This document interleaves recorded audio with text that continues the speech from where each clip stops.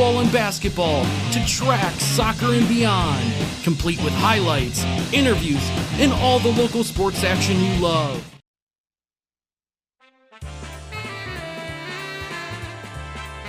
Live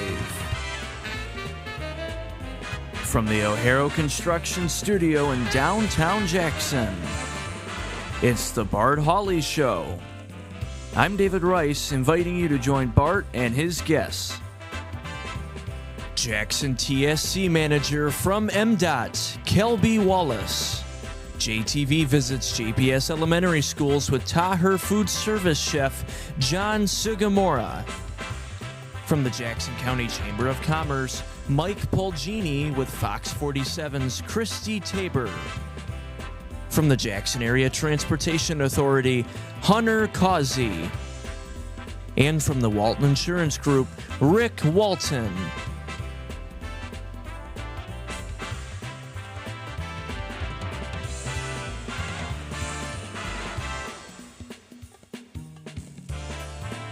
And now, here's Bart. Hey, thanks David Rice, and hello everyone, good afternoon. Great to have you with us on another beautiful day. Right now it's 72 degrees. Our high today will be pretty much like yesterday, 79. And things are going to be warming up quite a bit for the weekend. The rest of the day, just sunshine tonight. We will have a low around 50 degrees. Last night we got down to 43. But it's the warm-up that will continue into the weekend. Friday, sunny and a high of 87 degrees. What do football players think about that temperature, Brandon? I don't want to say it's too hot because I'm not going to complain. I think it's perfect. It's going to be a little toasty. It's going to be warm. It's going to be warm for sure. It'll be warm. Overnight, Friday night, 59. Saturday, another hot day. Mostly sunny, 87. Sunny on Sunday, high 85. Normal high for the first week of October, first 3 days of October, is right around 68 degrees. So we will be, do the math, 27 degrees above normal. Wow. On Monday, sunny, 84. By Tuesday, things will cool down, beginning to cool down. Showers and thunderstorms, our first rain of the month and of weeks, actually. And a high on Tuesday of 75, then Wednesday, then things get back to normal. Next Wednesday, sunny and a high of 66. So the last blast of summer, the next few days, and the forecast brought to you by Kelly Express. Great savings on all your favorite snacks and beverages at Kelly Express, including the specialty pizza and an order of breadsticks for $24.99. Check out the savings at Kelly Express and also pick up your lottery ticket. The Mega Millions is right around $500 million, and the Powerball is right around $200 million. With either one, if you won, you could easily retire. We've got to look outside. The Blake building is where our Skycam sits atop, and there we see a beautiful day. Not a lot of color yet. The Blackstone, you notice a handful of parking spaces for the Blackstone. How is it that there is that one orange tree? How does that work out? There's no other orange trees, just that one. Well, I guess there's a little bit of orange down on the bottom. Yeah, of the so screen, that orange, that tree, it sits in front of one of the Miller buildings, and it gets really bright. And there's one further down Blackstone that is also a bright. It's a maple. Okay. And it turns really bright orange. Soon, I'm sure. Today it's October 2nd. Is that right? Mm-hmm. Still appropriate greeting. Happy New Month. Today is Guardian Angels Day. I have a guardian angel, and I appreciate him very much. It is National Fried Scallops Day. Where can you get some fried scallops, Brandon? Red Lobster? Red Lobster. It's National Custodial Worker Day, so we salute all of those who keep our homes, workplaces, cities clean and spotless. Thanks to all custodial workers. You are everyday heroes. And it's International Day of Nonviolence. Today is Yom Kippur. That translates to Day of Atonement. It is one of the most holiest days in all of the Jewish holidays, considered the most solemn and the most sacred. Yom Kippur today. On this day in 1950, Charles M. Schulz's comic strip Peanuts made its first appearance. It was in 9 newspapers. Eventually it would be in more than 2,600, but this was the very first Peanuts comic strip. Wow, here comes old Charlie Brown. Good old Charlie Brown, yes sir. Good old Charlie Brown. How I hate him. Yeah, it's amazing there was a second comic strip, the second day of that. I wonder if people act like that at JTV, like when I walk by. Oh, they are. Do they? Yeah. They smile and then afterwards they say they hate me? That's exactly what happens. Okay. Cross out Charlie Brown and put Brandon Dowley. Good to know. It was on this day in 1965. Hot day. It was a hot day. And it was during a football game between the University of Florida Gators, key word here, and the Louisiana State University Tigers.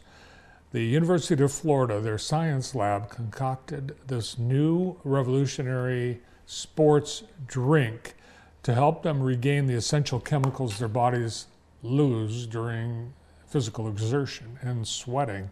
And Brandon, what was that magic elixir? Gatorade. Gatorade. Yes. And the science labs at the University of Florida, they developed this, and it worked. It was crazy. It fights dehydration, rebalanced their body's electrolytes, and restored blood sugar, potassium, and body salts. So the Gators went on to win the match, and the Tigers were heavily favored, and everyone at the time, they credited Gatorade with the win. And it was a muggy 102-degree day. At a subsequent game, the opposing team stole the Gatorade, and Florida lost, proving that it was the magic of Gatorade. Tigers could use some of that today, right? Oh, hope man, the Tigers drink the Gatorade at Progressive Field.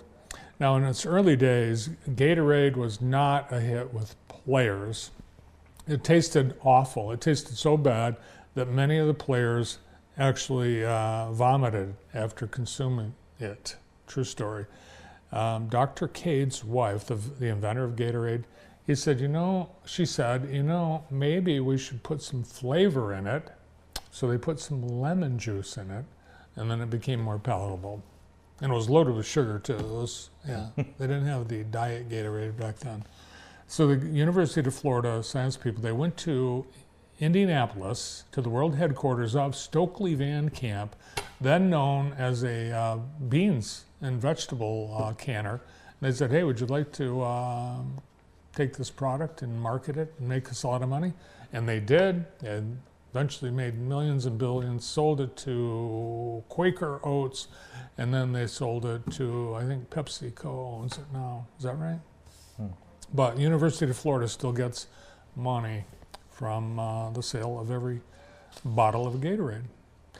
All that happening on our 2nd of October. Now on to Today in the J, brought to you by Experience Jackson. You're invited to fall into film tonight. The movie is Sin City at the Michigan Theater. It's the dark, dangerous world of Sin City from 2005. It's Frank Miller's groundbreaking graphic novel, adapted into a film with guest director Quentin Tarantino. So you know it's going to be edgy. Plus Mickey Rourke is in it, so even edgier. That's tonight at the Michigan Theater. Showtime, 7 p.m. Tonight, the Ogma Artist series continues with Bitter Truth featuring Holly Bones. the Artist, and that starts at 6:15 with an artist talk tonight. And looking ahead to the weekend, we've got a very busy weekend, tons of activities. To tell you about a couple things happening, we've got Autumn at the Arbor that's going on all this week at Spring Arbor University. It's homecoming week. And on Saturday, they're going to have the Donut Dash, and that will be followed by their Fall Festival. Plus, there'll be all kinds of things going on. There will be alumni games, a regular competition happening in soccer, plus we've got basketball and much more. Full schedule of activities available at springarbor.edu. Jackson Story Fest kicks off on Friday with a showcase at the L Sharp Museum Grand Room. It's free. It's at 7 p.m. Fan favorite storytellers Robin Knott and Larry Castleberry will be there as this great Jackson tradition continues. 38 years. On Saturday, we've got the ORS Running Series Oktoberfest. It starts at One Energy Plaza in front of Consumers Energy. It's a 10K and 5K and a kids superhero run presented by M&K Jetting and Televising. It'll be an unforgettable experience. So superheroes, kids, get your superhero outfits on and be part of the fun run. There will even be some adult superheroes that will be running along in this fun-filled dash. Everyone that is in the run or the walk gets a $10 certificate to use at a downtown Jackson restaurant. So something new this year. Complete details at the ORS Running Series website. And we've got the countywide fire and EMS open house happening at Central Station, station number 1 of the Jackson Fire Department, 11 a.m. to 2 p.m. There'll be all kinds of things to see and do, fun for the whole family, bring the kids, and there will even be a survival flight helicopter that will land on site. Plus, tons more. We've got the Oktoberfest in Grass Lake on Saturday. Long list of activities. Be sure and check out Today on the J on jtv.tv this weekend. And there it is, Today on the J, brought to you by Experience Jackson. Fall sports in full swing. In fact, we're getting close to the postseason already. And last night, the JTV Sports crew capturing action in a number of sports, including at Jackson College for soccer. We had the men welcoming in Schoolcraft. Unfortunately for the Jets, Schoolcraft coming out on top 3-0. The Jets really have a good team this year. And if you get a chance to go and see any of the college games that we have at Jackson College or Spring Arbor University, it's very entertaining competition. Also, last night we had at Jackson College, yes, it was volleyball.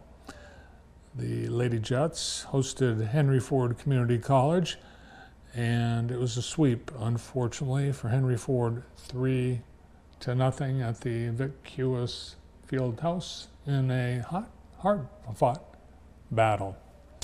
And I think we're going to head across town to the Spring Arbor University campus for men's soccer.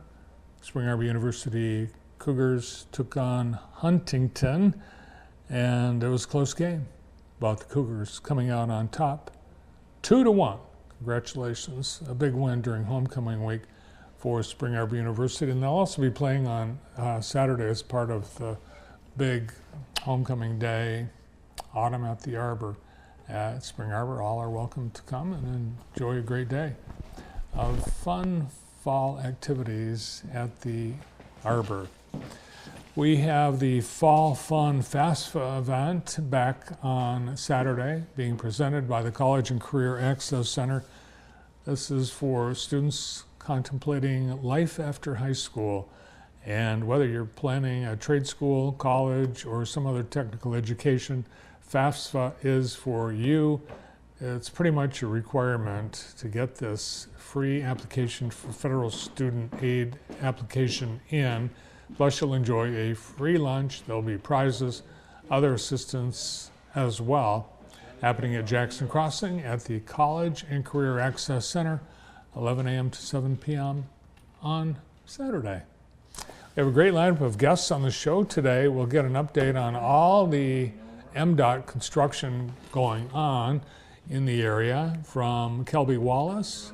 He is the Jackson Transportation Service Center manager for MDOT and has some pictures of the projects he'll be sharing with us today. We're headed to Cascades Elementary and Sharp Park Academy with Chef John Sigamura. He's going to be delighting the kids with some unusual menu items. Mike Plagini from the Chamber of Commerce will be here with Christy Tabor from Fox 47. They're teaming up on the Jaxpo Business Expo. Hunter Cossey from the Jackson Area Transportation Authority joins us, as does Rick Walton. All today, right here on JTV. Glad you're part of our show today. And we begin right after this.